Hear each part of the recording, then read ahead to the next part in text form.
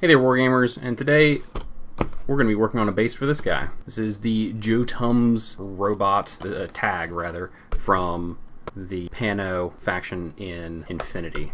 It's really taken with this model. I think it looks really cool, but we're going to be working on a base for him specifically today, just because I thought I'd show you guys a technique that I really like, and it actually uses some of our products, so it's kind of self-serving, but I think it's neat. We're going to be using our hex stencils today to make a 3D hex tile base for this guy. We're going to use the small one just so that we get several of them onto the base, as opposed to the large ones where they would take one of them, or just a couple of them would take up the entire base.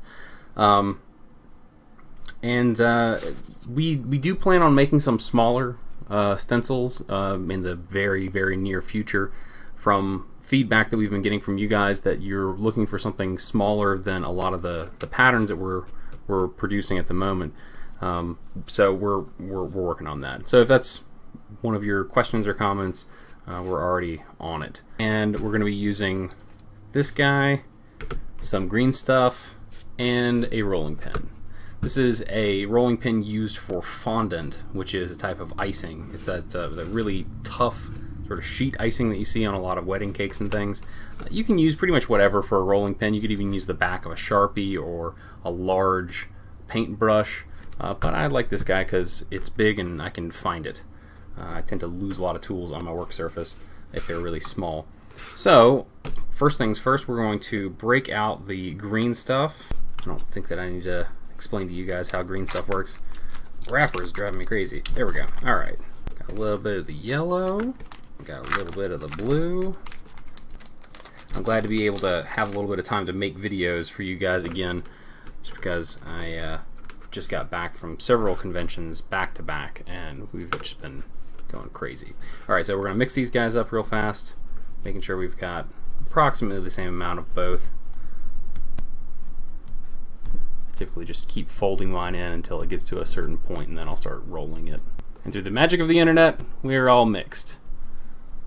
Alright, so this is really, really sticky right now. I like to go ahead and put this down on the base while it's super sticky, because it tends to adhere better.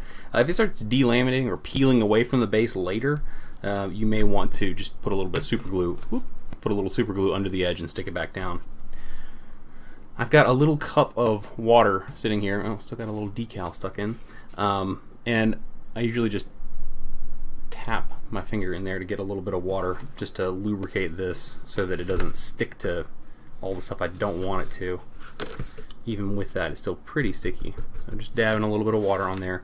I know some people use everything from Pam to Vaseline to hand lotion and things like that for this. And I don't know, I just don't like putting any sort of oily anything on my green stuff, just because I'm afraid that it's going to resist paint. Now, you can just wash your base afterwards, or whatever green stuff thing that you're working on, and that's perfectly fine, but I just like to eliminate that step if possible. So now that we've got our smooth surface up here, I know we've got some overhang around the edges, but we're not going to worry about that right now. If you fight with it a whole lot right now, you could potentially warp your green stuff surface around the edges and leave little wrinkles and things. I usually just let that overhang dry completely and then come back in with a knife and cut along the edge to give it a really nice smooth bevel. I'm going to put a little more water on top of my green stuff, and this is so simple it almost like doesn't require a tutorial, but we're going to position this up, and then we're going to roll over this with our rolling pin. Make sure that we've got it nice and even. We've pressed in sort of uniformly across the surface, and then we just peel it back nice and slowly. There we go. Super duper easy. You can see here we've got a hex tile on our base now, and once you see that it kind of fades off the edges, that's where it's no longer being supported by the base. So once we clip off all the excess, then those soft areas won't be there anymore. When you pull the stencil back off, it tends to pull the edges up with it a little bit. That's why I like to just sort of run my finger over it to to bring those edges back down just a touch. So that's the basic way that we do this. It was a terrible pun. Now, furthermore, you can go in and do weathering and things while it's still wet. You could even put little cracks in the tiles and things like that. But this is a really good way to do a lot of these bases really quickly. You can also add texture while it's still in this state too, which would be pretty easy with even just a little sponge. I've got a little piece of pick and pack foam from some tray that I have for model storage, and let's try this real fast. I'm wetting this sponge just so it doesn't get stuck anywhere, and we want to be firm but not completely blow out the edges of these things. We don't want it to destroy anything, so we're getting a really light texturing, and the reason this is going on so easily right now is because the putty is still super fresh. It is really fresh, and it's going to accept a lot more of this type of thing right now rather than 15 minutes from now when it starts to set up just a little bit. So let me see if I can catch the light on there. You can see we're getting a little bit of texture there that's going to really pick up wash very nicely. And we can still come back in with our sculpting tool here, and we can pick one of these guys, and let's put some little cracks and things in here. And I'm wetting my tool, so it's a little tough to see where this is going and exactly what's happening there, but let's see here if we can catch that. There we go. You can see it right there. Let's see if we can throw in another little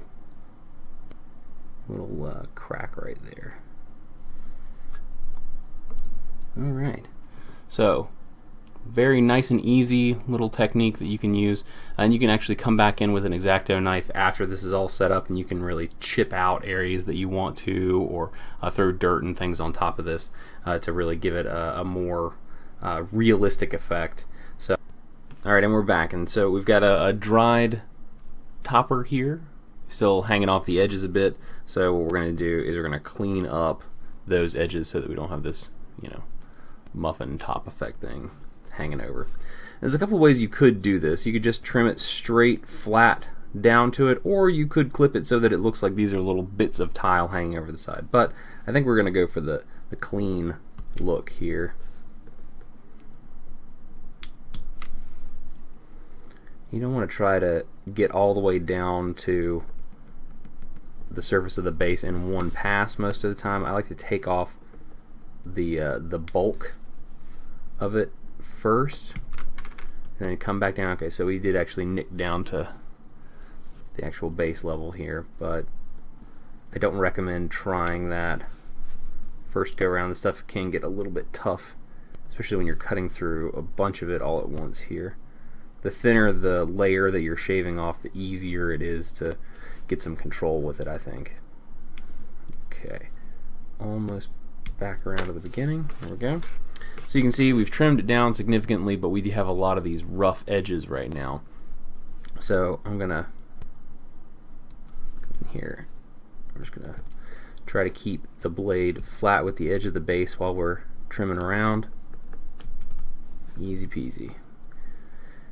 And if you find that there are some places that just don't want to trim very well, you can always come in with a little bit of sandpaper or a file or something and just take those down a little bit more controlled, or take them down in a more controlled manner. Because doing it with the knife is sometimes a little tough, just to keep it at that exact angle. So that is probably good enough for here, and I'll be taking down the rest of that with a little bit of sandpaper. I've got a piece of 220 grit sandpaper, and we're just going to angle this onto the table here, and I'm just gonna rotate around as we go, knocking down those high points. I'm not trying to sand any of the black plastic parts of the base here if I can avoid it, but some of that's just going to happen. is somewhat unavoidable. I'm just trying to keep it at a consistent angle. You may find it helpful to put your finger on the back side of the base to make sure that it's level as you're going around. So we're looking pretty good here. We've scraped that down a bit. If you want to refine it a little further, you can actually take your knife and just sort of scrape down and get some of the sanding marks out of it this way. And you may also want to just paint over it, maybe with some liquid green stuff. That'll definitely smooth things out a bit.